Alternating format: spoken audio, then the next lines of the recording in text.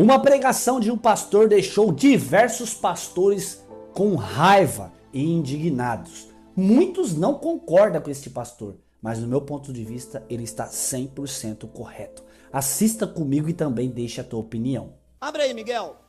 Malaquias, capítulo 1, versículo 1. Esta é a arma dos pastores. Quando na igreja se fala em Malaquias, as ovelhas já sabem, vamos ser tosqueadas. E os pastores dizem, mas está na Bíblia. E digo eu, nós não temos uma doutrina bíblica. A nossa doutrina não é bíblica.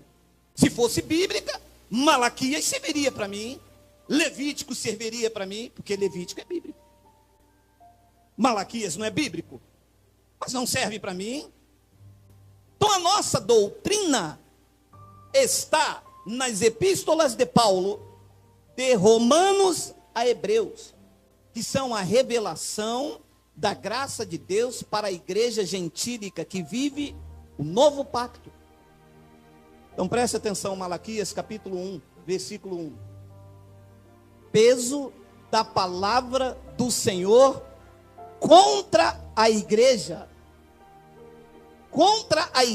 no Brasil, contra a igreja, contra os gentios. Então leia. Peso da palavra do Senhor contra Israel por intermédio de...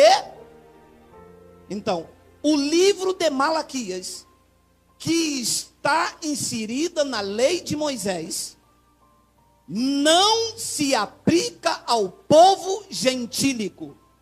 É uma sentença contra o povo de Israel. Quem é de Israel, diga baixinho, aleluia. Então essa carta não se aplica a você. Eu tenho dito como exemplo, se eu escrevo uma carta para minha esposa e digo, minha querida esposa, eu te amo. Esta carta cai no chão e se perde. Você pega, se aplica a você? Eu estou falando com você? Não, mas você pode usar e falar, nossa, como que ele tratava muito bem, olha, ele ama. Mas ele não está falando comigo. O conteúdo não se aplica a mim. Porque eu não estou dizendo que amo você. Eu estou dizendo que amo a minha esposa. Esta carta se aplica a ela. Malaquias não se aplica a você. Malaquias não está falando contra você. O profeta não está sendo usado para mim nos dias de hoje. Para os dias de hoje, quem fala comigo é o Espírito Santo, que é o Senhor, que é Deus, que é um só, por intermédio das epístolas de Paulo, para os gentios, que somos nós. Então, o que é que os pastores fazem?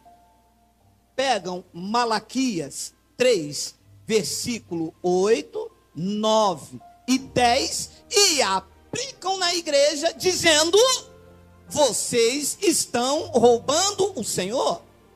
Vocês não estão dando o dízimo do Senhor. E eu vou amaldiçoar vocês. Mas esta sentença não é contra a igreja gentílica, porque nós não estamos mais debaixo de maldição. Ele nos libertou da lei, ele nos trouxe agora para a sua graça. Então, quando os pastores vêm com Malaquias 3:10, ele está pregando o livro da lei para a igreja gentílica. E a igreja gentílica não pode receber lei, porque todos os que estão debaixo da lei, disse Paulo aos Gálatas, estão debaixo de maldição.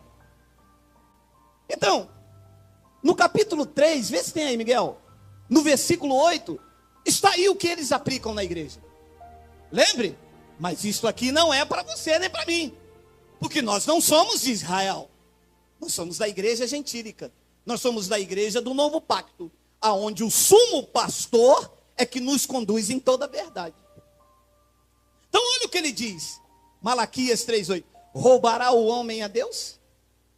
Todavia vós me roubais. Vós quem? Com quem que ele está falando? Com o de Israel. Diga, não está falando comigo? A carta não é para mim.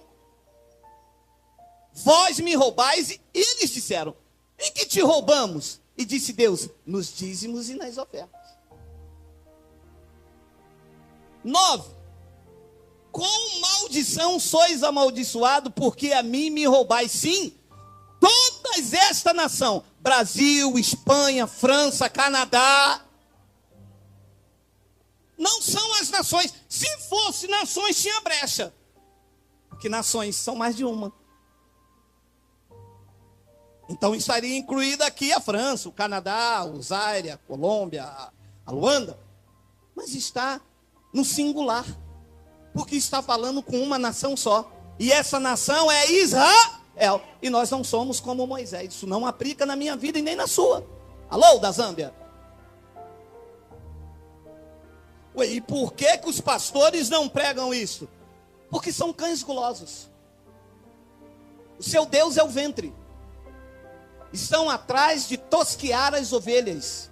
As suas solenidades são para ganhos próprios. Eles não querem instrução e verdade. Porque se pregarem o que vem para ir para frente, a igreja fica vazia. Eu não tenho medo da igreja ficar vazia. A igreja não é minha. O que te prende aqui não pode ser a cerca. O que te prende aqui é o alimento. Entende-se? Eu estou pregando aqui sobre o temor do Espírito Santo, senão Paulo se levanta e vai embora. Está aqui como aferidor, e você deve estar aqui assim também. Não pode permitir que eu pregue o engano em você aí, alimentando o meu ego, eu te enganando, e você deve estar aqui pela verdade. E é por isso que a igreja se tornou o que é, porque as pessoas não vão em busca da verdade. As pessoas vão em busca daquele irmão que é muito legal, ou eu não consigo sair de lá porque lá as pessoas são bacanas. Aqui ninguém é legal, aqui ninguém é bacana. Aqui a palavra é que nos alimenta e estamos aqui por ela. E quando alguém errar por nós, por causa da palavra que nos alimenta, nós suportamos uns aos outros em amor. Então olha, com maldição sois amaldiçoado, porque a mim me roubais sim toda esta nação. A nação de Israel, a carta é para ele. Deus está falando com eles. Esta carta não pode ser aplicada na minha vida. Então olha o que ele diz no versículo 10. Trazei todos os dízimos à casa do tesouro. Você disse que ia me suportar, deixa eu te investir. A casa do tesouro era o templo lá em Jerusalém, aonde os levitas administravam lá dentro. O dízimo era alimento, dízimo não era dinheiro. Dízimo era a 10ª parte da plantação dos judeus, que eles deveriam levar anualmente, não era todos os cultos. Anualmente eles tinham que pegar 10% da sua plantação e levar à casa do tesouro que ficava em Jerusalém, para sustentar os levitas que não tinham herança e não podiam trabalhar, porque eles ficavam dentro do templo em Jerusalém. Lá era a casa do tesouro. Neste novo pacto, Paulo disse que a casa do tesouro somos nós, vasos de barro, mas com um grande tesouro dentro de nós. Por que Paulo disse isso? Porque quando muda o sacerdócio, tem que mudar a lei. Mudou os pactos, mudaram-se a aliança, o templo não é mais em Jerusalém, e o templo agora sois vós, o templo do Espírito Santo. Diga, Abba, Pai. Trazei todos os dízimos à casa do tesouro, para que haja mantimento na minha casa, e depois fazei prova de mim nisto, diz o Senhor dos Exércitos. Se eu não vos abrir a janela do céu e não derramar sobre vós uma bênção tal, e até que não haja lugar suficiente para recolher. O que estava acontecendo aqui? Como eles estavam em desobediência, não levando para os sacerdotes, e os sacerdotes em consequência em desobediência a Deus, Deus cerrou a janela dos céus. Era um pacto de dente por dente, olho por olho. Deus agia segundo as obras dos homens. Hoje é em graça, Deus não age segundo as minhas obras. Deus age segundo a sua graça e a sua misericórdia. Porque o favor agora é imerecido. Então Deus cerrou a janela dos céus. Como não chovia, eles não plantavam e não colhiam. De uma outra feita, continuou-se a desobediência. O que ficou? Deus enviou um gafanhoto chamado devorador. O que os pastores fizeram? O que eles, lindo de morrer, pior que os políticos aí, transformaram o devorador no diabo. É porque o diabo vai na tua casa. Meu amor, Você acha que eu vou sair um domingo para vir num lugar, ouvir falar da palavra e o cara dizer que o diabo vai na minha casa? Já não basta os diabos lá em Brasília, meu amado. Ainda vai entrar um outro para comer o que é meu. Meu amado, para comer o que é meu já basta a minha fome. Mas são ameaças. Porque quando eles não pegam na ameaça, ele pega no medo.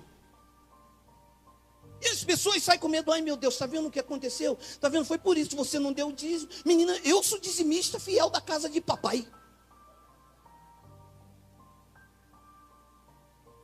Dízimos eram alimentos.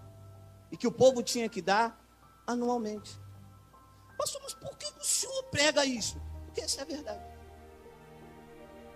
E por que os pastores não pregam isso? Eles querem enriquecer. É melhor ser pastor do que ser mecânico. O cara abre uma igreja, chama o povo, ameaça, manda você dar 10% do teu salário.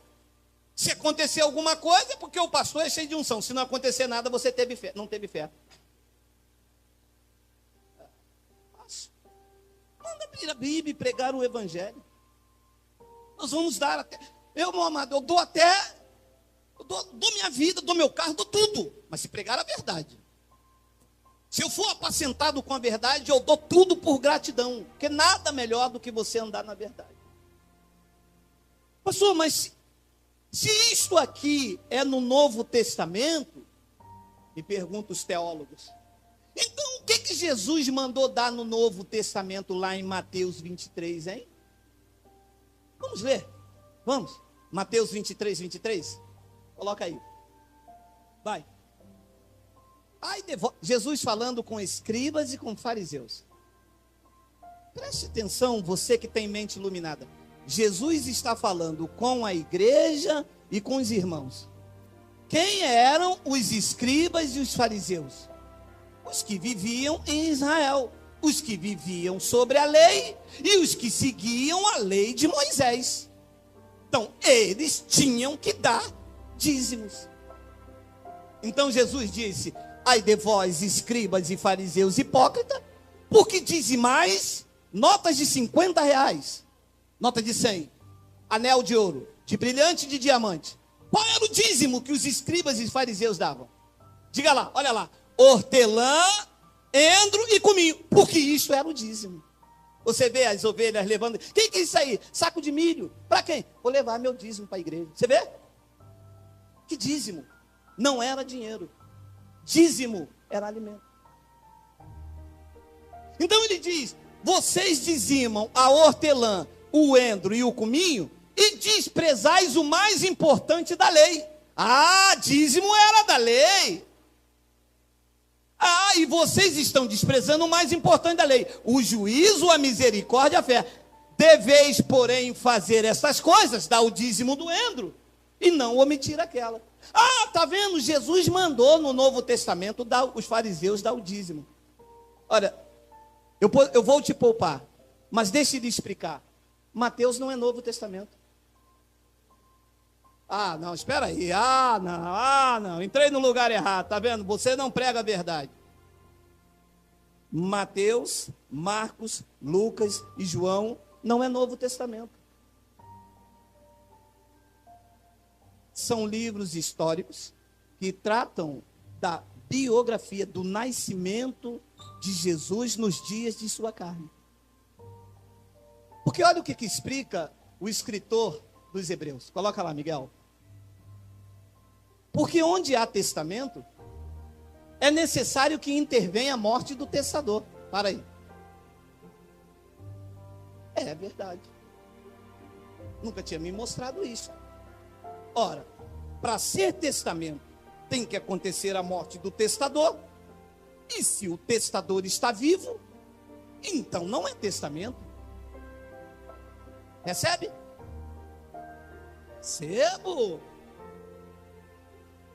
Recebo o entendimento do Espírito na minha mente. Então ele estava andando ali, mas ele estava sobre a lei. Jesus nasceu sobre a lei, e nos dias de sua carne tinha que se aplicar a lei. Porque para ser Novo Testamento era necessário que intervenha a morte dele. Então da cruz para cá Aí sim é Novo Testamento. Porque olha o que ele diz, 17. Olha, lê agora. Porque um testamento tem força onde houve morte. Ou terá ele algum valor enquanto o testador vive? Então, enquanto Jesus estava vivo, não tinha Novo Testamento, ainda era velho. Recebe, diga eu recebo. É isso aí. Pastor, mas por que isso só tem aqui? Não, isso não tem aqui. Isso está aqui. Não está longe de ti, está na tua boca, está no teu coração. Eles que não pregam. Aí toda a doutrina da igreja está inserida onde? Mateus, Marcos, Lucas, João. Aqui é novo, vocês não pregam novo. Olha a mulher do fluxo de sangue, desce Zaqueu. Isso são histórias. Não tem revelação, não tem doutrina. Então eles pegam a passagem de Mateus 23, 23 e diz que Jesus no Novo Testamento mandou dar dízimo, mas Mateus, Marcos, Lucas e João não é Novo Testamento, porque um testamento só tem força de lei quando o testador morre, e o testador, que é Jesus, estava vivo em Mateus, Marcos, Lucas e João. Então quando você abre da cruz para cá, você não vê Paulo falando em dízimo. Não vê Paulo obrigando os irmãos, sendo pesado aos irmãos. Paulo trabalhava, Paulo passou dificuldade, a igreja, sem acusação da lei, respondeu com gratidão. Não deixava o apóstolo passar aperto. Ele disse, eu recebi tudo, estou cheio, desde que Epafrodito me trouxe das vossas mãos, como um sacrifício suave e agradável a Deus. Mas sem imposição. Você entra na igreja 2 horas pedindo dinheiro. Você entra na igreja, a ovelha sai tosquiada, te ameaça. E a ovelha entra dentro de casa, vê a panela cair. Aí ela lembra que o pastor disse, ó, o devorador na tua casa. Uma panela que caiu. E é assim que as ovelhas estão fora do pasto. As ovelhas estão no mundo aí porque entraram dentro. Eu consigo ver, às vezes, com meus olhos espirituais, às vezes elas entram aqui, eu vejo... Caramba, olha, mas o cara chega, passou a máquina, nem, porque às vezes eles passam a máquina tem uns que tosqueiam, mas chega, passa a máquina, a pessoa entra quebrada, com vontade de subir. As pessoas querem ouvir tudo, menos de Deus, que elas foram tão tosqueadas, tão feridas, só prestaram enquanto tiveram, só prestaram enquanto podia dar, que na hora em que elas mais precisaram, rua! É o vale quanto pesa. Então Deus tirou tudo isso. Então olha, eles usam uma passagem, e eu fico, me suporte, porque isso meu espírito se revolta, quando a pessoa deveria ensinar a igreja, elas usam expressões para tomar o dinheiro. O descaramento, e até de algumas igrejas em graça, são tão grandes, que eles usam uma passagem que Abraão deu dízimo. E diz assim, mas Abraão deu dízimo, foi antes da lei. Olha só. Hebreus capítulo... Volta, Miguel. Vai, pode ir, perdão, pode ir, vai. Aí, ora, sem contradição alguma, o menor é abençoado pelo maior. 8. E aqui, certamente tomam dízimo homens que morrem. Ali, porém, aquele de quem se testifica que vive. Preste atenção na revelação. O apóstolo Paulo está escrevendo aos hebreus. Quem são os hebreus? Os hebreus são um povo que vive em Israel. Você vê que Paulo tira a sua ótica dos gentios e escreve uma carta específica para os hebreus. Todo o conteúdo dessa carta é para os hebreus e que serve de observação, de conhecimento para mim. Quando Paulo escreveu esta carta, ele escreveu no ano 65. E o templo em Jerusalém só foi derrubado nos anos 70, de acordo com a profecia de Daniel. Então, neste tempo aqui ainda, aos hebreus, o templo levítico estava de pé. As pessoas aqui em Hebreus, olha, carta aos hebreus, Neste tempo aqui, no ano de 65, o templo estava de pé e as pessoas levavam sacrifício, levavam os seus dízimos ainda, porque o ano 70 da profecia não tinha chegado e o templo não foi destruído. Então Paulo está dizendo, aqui certamente, aqui não é aqui em Caxias, aqui não é aqui no Brasil, aqui é lá na cidade dos Hebreus, no ano 65. Então eles usam isso aqui e dizem, não, aqui certamente tomam dízimo os homens que morrem, mas ali, porém, aquele que se testifica que, de quem vive, está apontando para Melquisedeque, quando Abraão deu dízimo a Melquisedeque. Então olha o que ele diz no versículo 9, e por assim dizer, por meio de Abraão, até Levi, que recebe dízimos, pagou. Agora preste atenção, você que conhece a graça. Abraão estava representando os gentios, ou Abraão estava ali representando o sacerdócio levítico? Então Abraão não foi exemplo para que os gentios dê dízimo. Abraão foi exemplo para o sacerdócio levítico, que quando Abraão encontrou Melquisedeque, os levíticos não tinham sido levantados ainda, e Melquisedeque, que era Deus, estava pré-anunciando o evangelho da circuncisão a Abraão. Olha o que diz no versículo 10. Porque ainda ele estava no lombo de seu pai, quando Melquisedeque lhe saiu ao encontro. 11.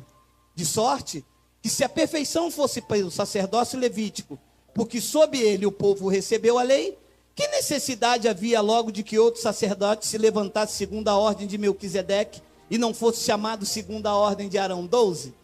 Porque mudando-se o sacerdócio, necessariamente se faz também mudança de lei. Mudou o sacerdócio. Não é mais o templo em Jerusalém. Não há dízimos em graça. Em graça é por gratidão. Em graça não é como eles colocam. É por isso que a igreja da graça não é esse império que está aí, porque o foco não é o dinheiro, não é o vil metal. Deus não está associado a dinheiro. Eu vou repetir, você não vai encontrar Deus se relacionando com dinheiro neste local.